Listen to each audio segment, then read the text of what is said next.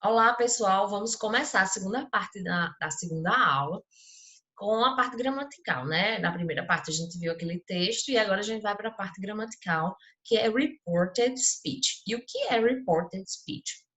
No português a gente fala muito sobre isso, que é o discurso indireto.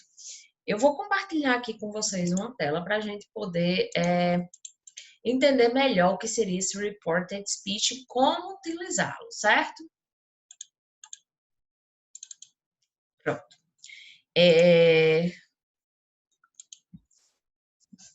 O que é reported speech, né? No dia a dia, as pessoas elas se deparam com situações em que precisam citar frases ditas por outros indivíduos. Quando essa citação é feita relatando exatamente o que a pessoa disse, chamamos de discurso direto. Por exemplo, Mateus disse, eu gosto de maçãs. E aí a gente usa muito a questão das aspas, se for exatamente o que a pessoa disse, né? Mateus disse, 2 pontos, eu gosto de maçã, entre aspas. Só que às vezes a gente não diz exata. Mateus disse, 2 pontos, eu gosto de maçã. A gente usa artifícios para poder transpor o que aquela pessoa falou. E isso é chamado de discurso indireto em português. Em inglês, reported speech. Seria como se fosse um discurso reportado, certo? Aí, ó. No discurso indireto, né? Essa frase, Mateus disse, 2 pontos, eu gosto de maçã, ficaria, Mateus disse que gostava de maçãs, não é? Por exemplo, Lorena diz assim, I like apple. Eu gosto de maçã. Eu gosto de maçã. Quando alguém vai passar para o reported speech, vai ter que usar alguns artifícios, como por exemplo, deixa eu fazer um novo compartilhamento aqui da tela. Pronto. I like apple. Não foi o que eu disse agora? I like apple. Eu gosto de maçãs. Quando alguém vai fazer esse reported speech, alguns artifícios devem ser usados, que a gente vai aprender aqui, claro. Como, por exemplo, a pessoa que disse, Lorena, said, que é o verbo say, o verbo dizer no passado, ou told, é o verbo dizer também, falou. Nesse caso, eu vou usar said por enquanto. Said that she liked apple. Lorena disse que ela gostava de maçã. Então, vão aparecer algumas partículas aqui. Algumas partículas como... Nossa, só um minuto. Como, por exemplo, o said, que vai sempre aparecer no reported speech, ou told, como eu tinha colocado antes. E essa palavrinha aqui, that, que, certo? Então, vamos ver alguns exemplos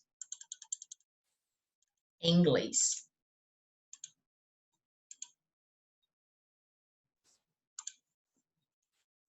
Só um instante.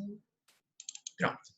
Ó, antes de começar com os exemplos, antes dessas regrinhas que tem aqui, regras para o uso do reported speech, eu vou passar logo para os exemplos para a gente começar a entender.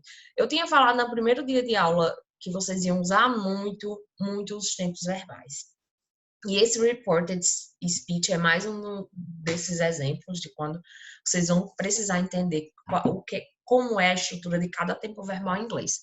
Porque quando eu passo a frase do direct speech, do discurso direto, para o reported speech, o meu tempo verbal vai mudar.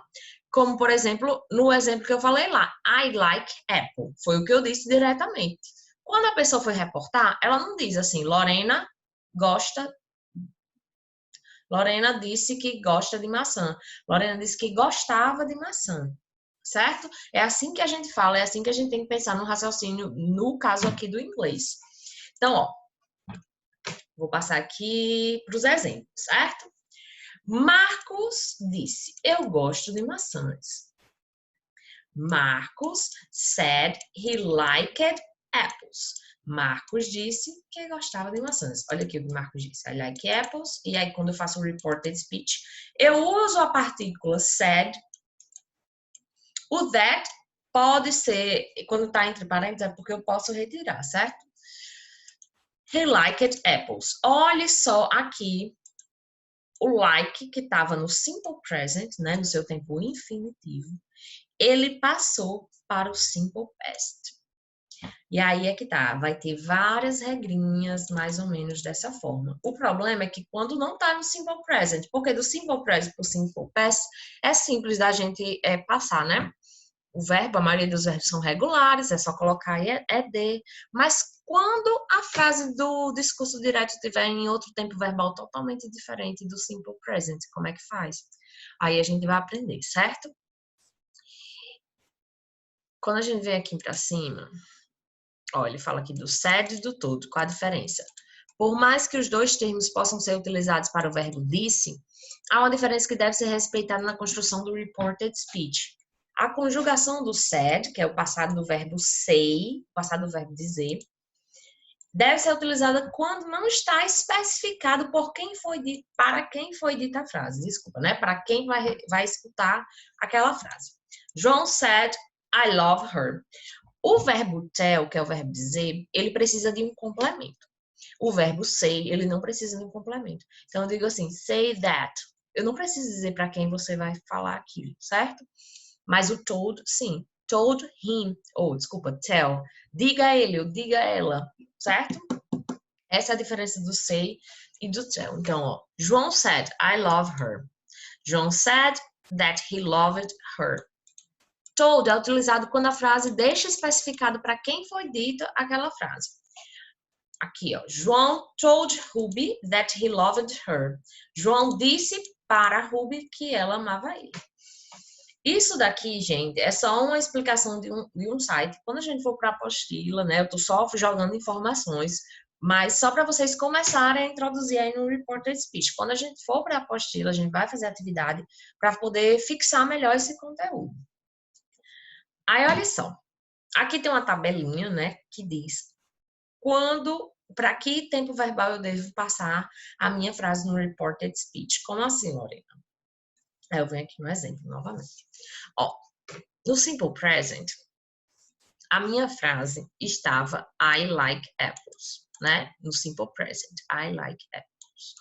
Quando eu passo para o reported speech, eu tenho que passar a minha frase que estava no simple present para o simple past. Por quê? Porque é uma regra.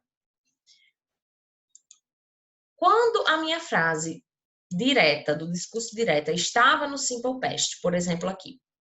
I finished the book last weekend. João disse, I finished the book last weekend. Eu terminei o meu livro no final de semana passado. Eu tenho que passar essa minha frase para o past perfect. Qual a estrutura do past perfect?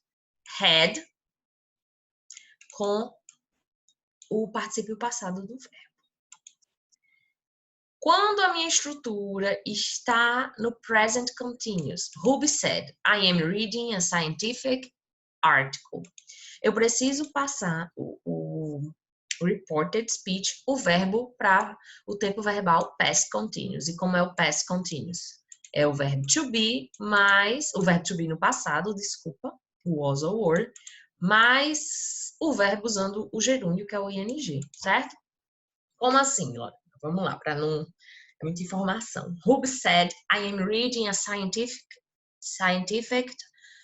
article. Ruby diz, eu estou lendo um artigo científico. Eu estou lendo um artigo científico.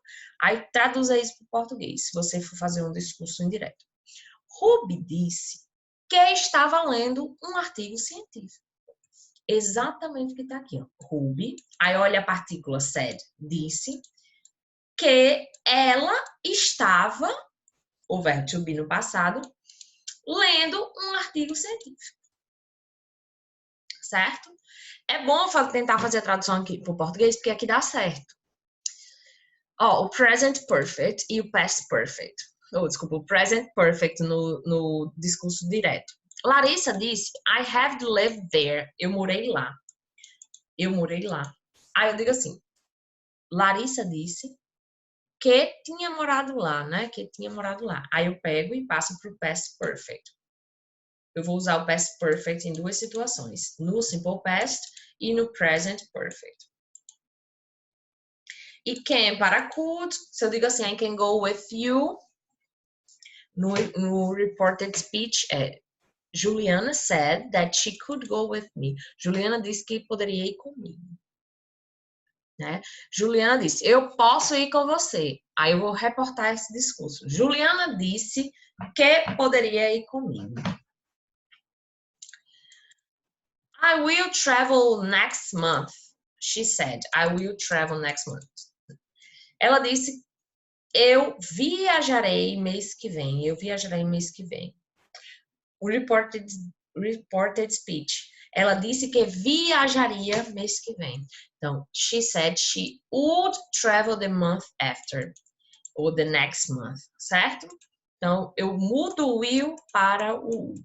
Se não tiver entendido, porque foi muita informação, eu vou agora para a terceira parte do vídeo, que é lá na nossa apostila. E vou tentar explicar melhor, ok? Vou compartilhar esse link com vocês aqui desse site para que vocês possam dar uma olhada também lá. Vamos lá para a terceira parte?